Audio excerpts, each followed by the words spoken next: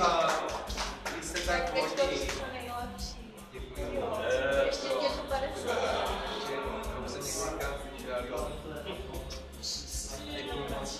Tady mám nový klávesy, jo. Ale to je teda... No, protože teď je takový pro. To je těžký jak vládne, to vládne. Našli jsme ty kalkulací. Můžeš to zase do kuchyně.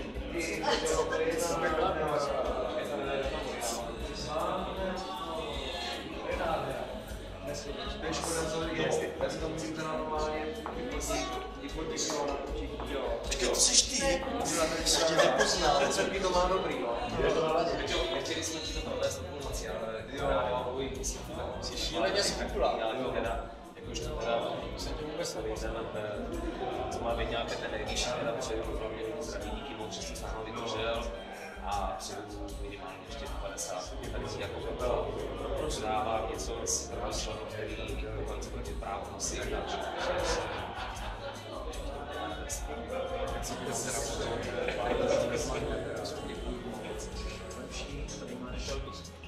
Vždycky rád, a vždycky já jsem můžu mít rád, a prostě tak něco na zub. Něco sladkého, prostě, jo. Děkuji, jsem moc hodný, moc si toho vážím, že vás mám. Michale, moc, tak to máme za sebou.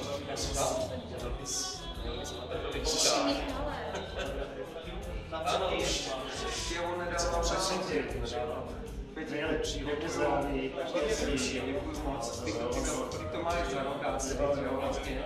Takže za rok si to vyměříme, jo. Tak vážený pane, Nesklamal. já vám přeju, aby ve vaší životní funkci se pořád dařilo. I v kapele, aby se vám dařilo další léta.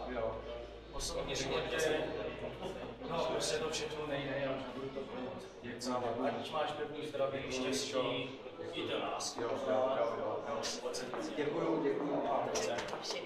A to hejtmana musí prosím tě odpustit.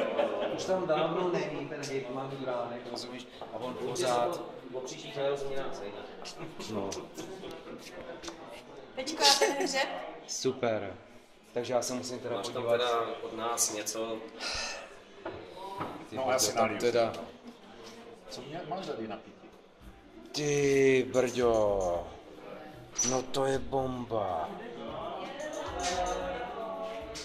To je celá Tak to teda normálně jsem z toho unešený. Víš, jak z toho klavíru, jo? Já jenom doufám, že to nebudu mít sám, že za 2 Říkám roky si první. to bude mít pokračování dál a dál a byl bych rád, kdyby jsme tady Podobně, jak se jmenuje ten prsten hokejistů. sestavě, pokud možno zůstali teda, protože jako... Jak každý měl právo nosit tady tohle.